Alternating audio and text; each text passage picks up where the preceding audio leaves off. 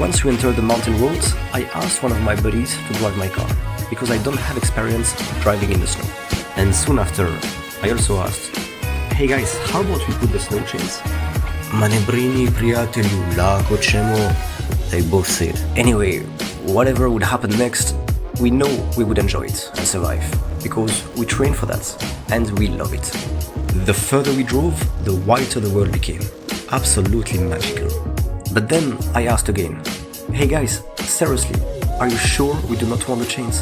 "Ma nema potrebe prijatelju, opusti se," they repeated. Okay, whatever. And then came that moment when nature said, "No further, buddy." And we all found that funny, me included. So we tried to get back on track. We really tried for 2 hours, even with the chains. But we failed. And what does a Balkan male says when everything goes wrong? Jebi ga, vidit ćemo sutra. So we left the car and started our hike. The next day, on our way back, we called the nearest off-road club. The guy on the phone was so thrilled. Finally a good excuse to take out his off-road beast and get away from the wife.